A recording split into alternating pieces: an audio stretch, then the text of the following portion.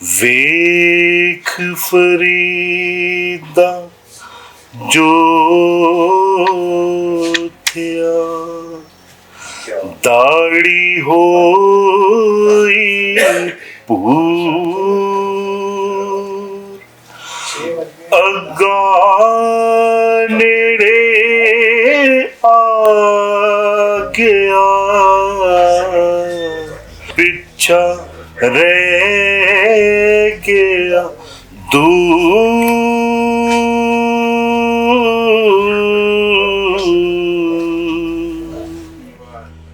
Punjabi union ਦੇ ਪ੍ਰਬੰਧ ਹੇਠ ਮੰਨੇ ਪਰਮੰਨੇ ਸ਼ਾਇਰ ਤੇ ਸੂਝਵਾਨ ਅਦਲ ਮਿਨਹਾਸ ਲਾਹੌਰੀ ਹੋਰਾਂ ਦਾ ਹਿਰਕ ਇਕੱਠ ਮੁਨੱਕਦ ਹੋਇਆ, ਜਿਹਦੇ ਵਿੱਚ ਪੰਜਾਬੀ ਬੋਲੀ ਤੇ ਰਹਿਤਲ ਦੀ ਸੇਵਾ ਕਰਨ ਵਾਲੇ ਵੱਡੇ ਨਾਮਾਂ ਰਲਤ ਕੀਤੀ ਤੇ ਆਖਿਆ ਕਿ ਅਦਲ ਮਿਨਹਾਸ ਲਾਹੌਰੀ ਹੋਰੀ ਜਿੰਨੇ ਅਜ਼ੀਮ ਸ਼ਾਇਰ ਸਨ, ਓਡੇ ਹੀ ਨਿੱਘੇ ਤੇ ਸੁਚੱਜੇ ਸੁਭਾਅ ਦੇ ਇਨਸਾਨ ਵੀ ਸਨ।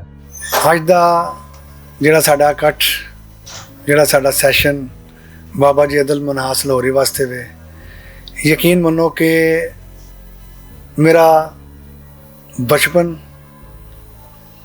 ਉਹਨਾਂ ਦੇ ਹੱਥਾਂ 'ਚ ਗੁਜ਼ਰਿਆ ਹੈ। ਮੈਂ ਜਦੋਂ ਨਵਾਂ ਅਦਬ ਦੇ ਵਿੱਚ ਆਇਆ ਨਾ, ਤੇ ਹਜ਼ੂਰੀ ਬਾਗ ਤੋਂ ਸ਼ੁਰੂ ਕੀਤਾ ਮੈਂ, ਜਿਹੜਾ ਕਿ ਬੜਾ ਪੁਰਾਣਾ ਇੱਕ ਸਾਡਾ ਉਹ ਮੁਸ਼ਾਇਰਿਆਂ ਦਾ ਪੰਡਾਲ ਲੱਗ ਸਜਦਾ ਸੀ। ਤੇ ਮੇਰੀ ਪਹਿਲੀ ਮੁਲਾਕਾਤ ਵੀ ਬਾਬਾ ਜੀ ਦੇ ਨਾਲ ਹਜ਼ੂਰੀ ਬਾਗ ਦੇ ਵਿੱਚ ਹੀ ਹੋਈ। ਬਾਬਾ ਜੀ ਦੀਆਂ ਯਾਦਾਂ ਜਿਹੜੀਆਂ ਨੇ ਉਹ ਸਿਰਫ ਯਾਦਾਂ ਹੀ ਨਹੀਂ ਹੈਗੀਆਂ, ਮੈਂ ਤਾਂ ਕਹਿੰਦਾ ਕਿ ਸਾਡੇ ਜੀਵਨ ਦਾ ਸਰਮਾਇਆ ਨੇ ਉਹ। ਯਕੀਨ ਮੰਨੋ ਕਿ ਅਦਲ ਮਿਨਹਾਸ ਲਾਹੌਰੀ ਵਰਗਾ ਜਿੱਡਾ ਵੱਡਾ ਉਹ ਸ਼ਾਇਰ ਸੀ ਨਾ, ਉਸ ਤੋਂ ਵੱਡਾ ਉਹ ਇਨਸਾਨ ਵੀ ਸੀ। ਬਾਬਾ ਜੀ ਅਦਲ ਮਿਨਹਾਸ ਲਾਹੌਰੀ ਸਾਹਿਬ, ਉਹਨਾਂ ਨੂੰ ਜਦੋਂ ਵੀ ਕਿਸੇ ਅਦਬੀ ਇਕੱਠ ਦਾ ਜਾਂ ਮੁਸ਼ਾਇਰੇ ਦਾ ਸੱਦਾ ਦਿੱਤਾ ਹੈ, ਤੇ ਉਹ ਸਾਡੇ ਤੇ ਸ਼ਫਕਤ ਦਾ ਹੱਥ ਰੱਖਣ ਵਾਸਤੇ ਬਗੈਰ ਕਿਸੇ ਲਾਲਚ ਲੋਭ ਤੇ, ਬਗੈਰ ਕਿਸੇ ਡਿਮਾਂਡ ਦੇ ਪਹੁੰਚੇ ਨੇ। ਨਾ ਸਿਰਫ ਆਪ ਪਹੁੰਚੇ ਨੇ, ਬਲਕਿ ਉਹਨਾਂ ਨੇ ਪੁੱਛਿਆ ਬਈ 2 ਸਾਥੀ 3 ਸਾਥੀ ਲਿਆਈਏ, ਮੇਲਾ ਛੋਟਾ ਲਾਣਾ ਹੈ ਕਿ ਵੱਡਾ ਲਾਣਾ। अदल मिनहास साहब यकीन करो कि गुड़ वर्गा बंदा सी, कि इन्नी नरम, इन्ना नरम लहजा, इन्ना प्यार और इन्ना खलूस और इन्ना मुहब्बत करने वाला शख्स शायरां दे विचों मैं घट देखिया। ਇਸ ਮੌਕੇ ਤੇ ਗੱਲਬਾਤ ਕਰਦਿਆਂ ਅਦਲ ਮਿਨਹਾਸ ਲਾਹੌਰੀ ਹੋਰਾਂ ਨੂੰ ਅਜੋਕੇ ਵੇਲੇ ਦਾ ਮਹਾਨ ਸ਼ਾਇਰ ਕਰਾਰ ਦਿੱਤਾ ਗਿਆ। ਉਹਨਾਂ ਬਾਰੇ ਆਖਿਆ ਗਿਆ ਕਿ ਪੰਜਾਬੀ ਜਾਂ ਉਰਦੂ ਬੋਲੀ ਦੇ ਮੁਸ਼ਾਇਰੇ ਉਹਨਾਂ ਦੀ ਮੌਜੂਦਗੀ ਵਿੱਚ ਸ਼ਾਨਦਾਰ ਹੋ ਜਾਂਦੇ। ਉਹਨਾਂ ਆਪਣੀ ਪੂਰੀ ਹਯਾਤੀ ਸ਼ਾਇਰੀ ਦੀ ਸੇਵਾ ਕੀਤੀ ਤੇ ਨੌਜਵਾਨ ਲਿਖਾਰੀਆਂ ਦੀ ਸਰਪ੍ਰਸਤੀ ਕੀਤੀ। ਜਦੋਂ ਮਾਰਨੀ ਏ ਰੂ ਨੇ ਉਡਾਰੀ,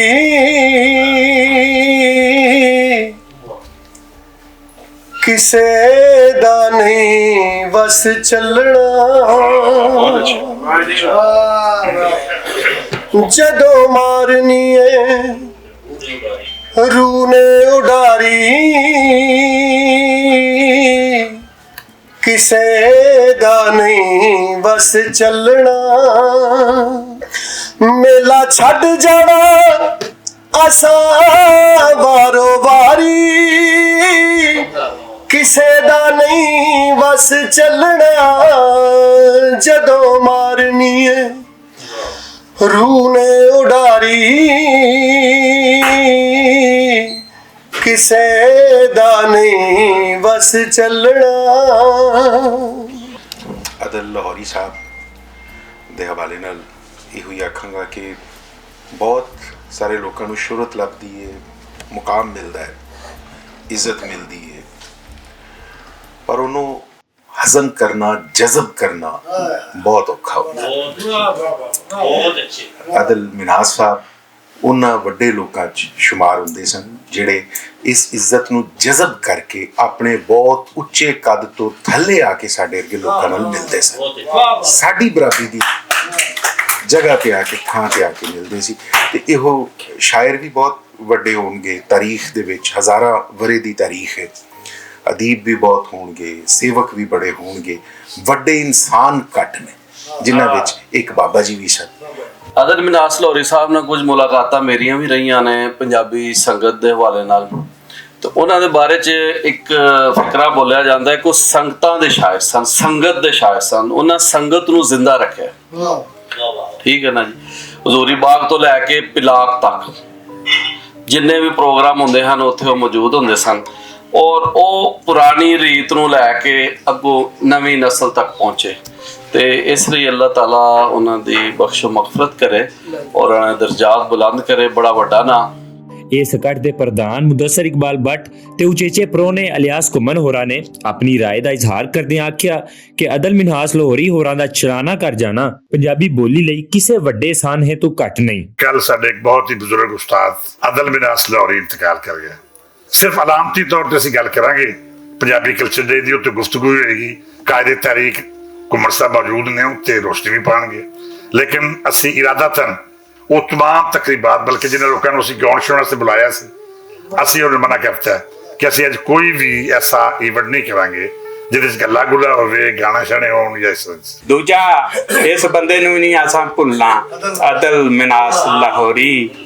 ਪੰਜਾਬ ਹਾਊਸ ਵਿੱਚ ਹੋਣ ਵਾਲਾ ਇਹ ਇਕੱਠ ਪੰਜਾਬੀ ਬੋਲੀ ਤੇ ਮਹਾਨ ਸ਼ਾਇਰ ਨੂੰ ਅਜਿਹੀ ਸਲਾਮੀ ਸੀ ਜਿਹੜੀ ਹਮੇਸ਼ਾ ਉਹਨਾਂ ਦੀ ਯਾਦ ਤਾਜ਼ਾ ਰੱਖੇਗੀ। ਕੈਮਰਾਮੈਨ ਅਲੀ ਕੈਸਰ ਦੇ ਨਾਲ ਅਲੀ ਬਾਬਰ ਬੱਟ, ਭੁਲੇਖਾ ਟੀਵੀ, ਪੰਜਾਬ ਹਾਊਸ, ਲਾਹੌਰ।